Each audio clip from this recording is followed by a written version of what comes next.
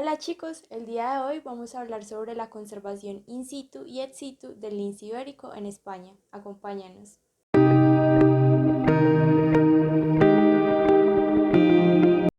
Hola, mi nombre es María Isabel y hoy vengo a presentarles varios aspectos fundamentales de la tesis doctoral de Germán Alonso Garrote, publicada en el 2014 y denominada Estudios y conservación del lince ibérico Lynx pardinus en España.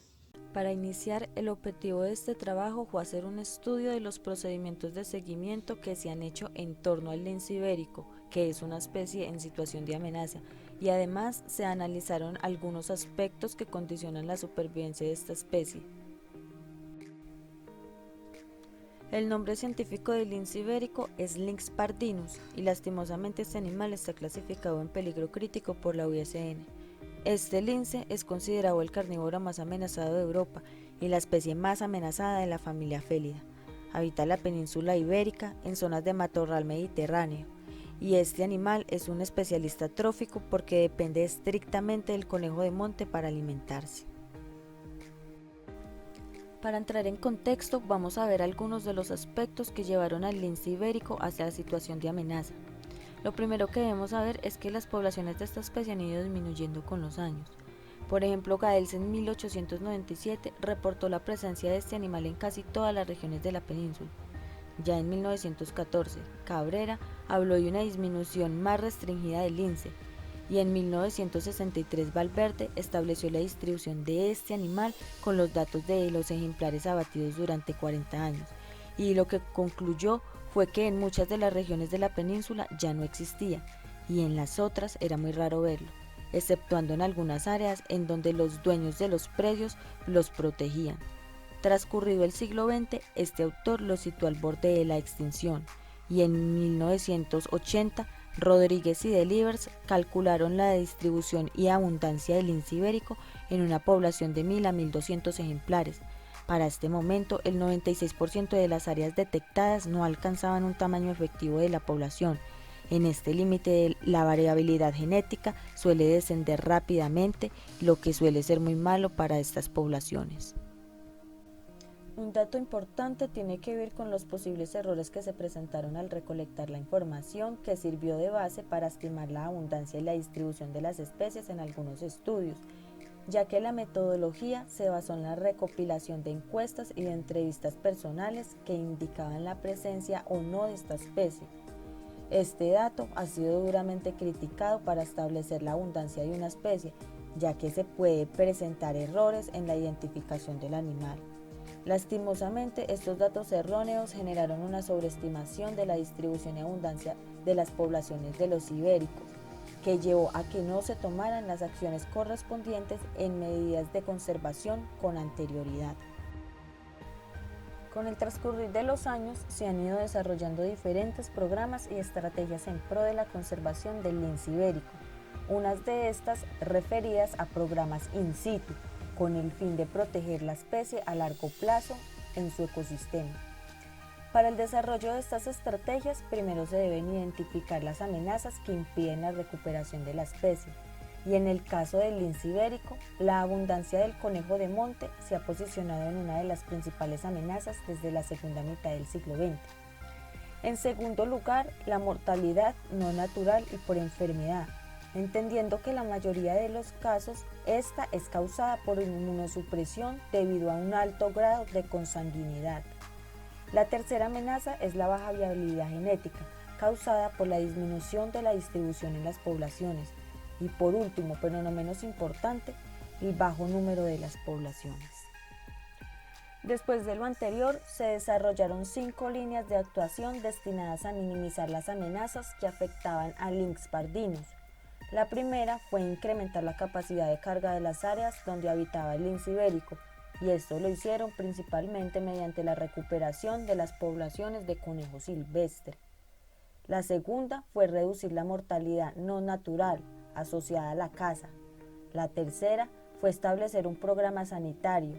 La cuarta línea fue el reforzamiento genético de las poblaciones de una de las áreas de estudio, y la quinta fue la creación de una nueva población por medio de la reintroducción de especies bajo programas de conservación ex situ.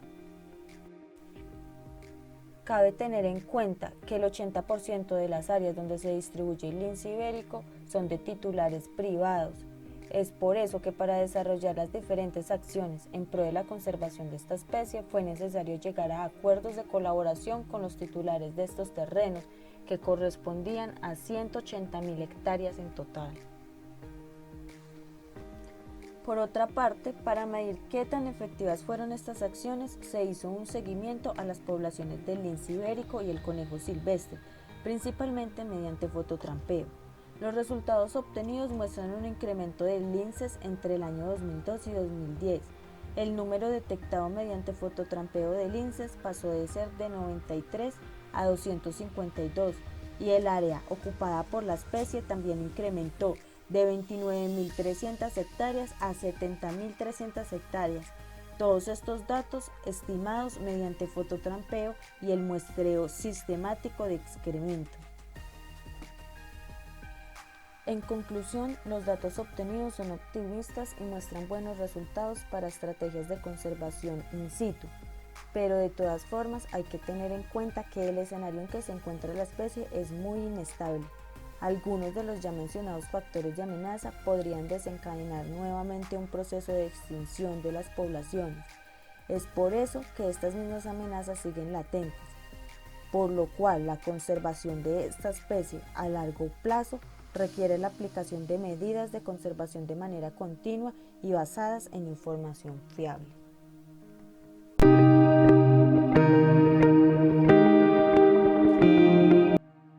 La conservación ex situ del lince ibérico se lleva a cabo a través de un programa de cría. Esta es una herramienta de conservación costosa, por lo que se requiere de una cuidadosa planificación. Para llevar a cabo el programa de cría se debe contar con los siguientes elementos: apoyo administrativo, recursos económicos e infraestructura adecuada.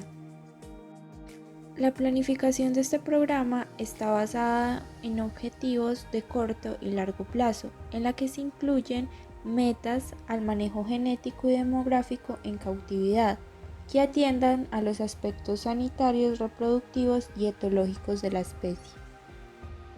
Para alcanzar las metas establecidas en el Plan de Acción para la Cría en Cautividad del lince ibérico, fue necesario establecer una organización bien definida que se integrara adecuadamente con el resto de acciones para la recuperación de la especie. Además, el programa de cría tuvo que tener una dirección científico-técnica única de carácter ejecutivo y con un comité multidisciplinar de carácter asesor para tomar decisiones pertinentes respecto a los centros de cría.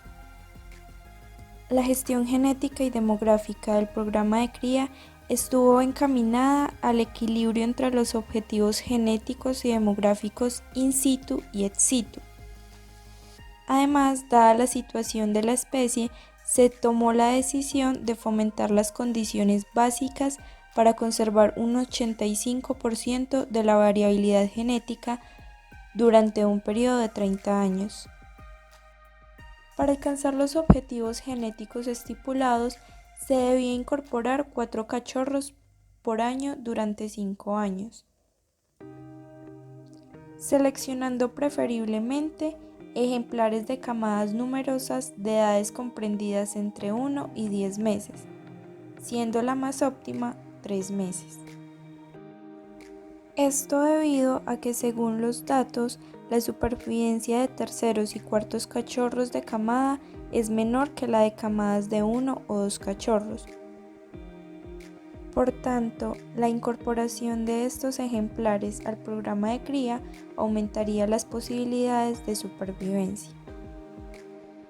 En caso de no ser posible la captura de cachorros de camadas numerosas, se procuraba incorporar al programa de cría aquellos ejemplares de camadas no numerosas cuya viabilidad se estime inferior a la de otros cachorros, bien sea por su estado físico, por la ubicación de su territorio o por otras razones. Y también se debían incorporar aquellos linces heridos que periódicamente había que mantener en centros de recuperación. Para asegurar el mantenimiento de la diversidad genética en un plazo de 30 años, se debió contar con un grupo de 60 linces reproductores y tener un crecimiento poblacional rápido durante los 10 primeros años del programa de cría. Para el programa de cría se incorporaron centros de cría exclusivos y asociados. En el caso de los centros de cría exclusivos están dedicados únicamente al manejo del lince ibérico. Su misión, además de la cría en cautividad, es preparar los candidatos seleccionados para futuras reintroducciones. Las instalaciones de estos centros de cría exclusivos deben ser amplias y naturales, al mismo tiempo que han de servir para fomentar conductas naturales en los linces cautivos. Finalmente se establecieron 3 centros de cría exclusivos en el que albergaban 40 reproductores. Por otra parte, los centros de cría asociados incluyen los zoológicos y centros de recuperación de fauna. Estos deben contar con un personal capacitado, las instalaciones adecuadas y aunque preferiblemente deberían entrenar a los ejemplares para ser candidatos a la reintroducción, este no es un requisito indispensable. Estos centros de cría asociados debían albergar 4 ejemplares, es decir, 2 parejas de lince. Finalmente, el programa de cría dio sus primeros frutos con el nacimiento de algunos cachorros, que generaron optimismo para la recuperación de la especie. Posteriormente, los cachorros fueron entrenados para la reintroducción. De esta forma, contribuyeron a la creación de nuevas poblaciones para la conservación in situ del lince ibérico. También fue necesario establecer áreas potenciales para las sueltas y tomar medidas de protección de estas. Eso fue todo por hoy, espero hayan aprendido muchísimo y nos vemos en una próxima. Chao.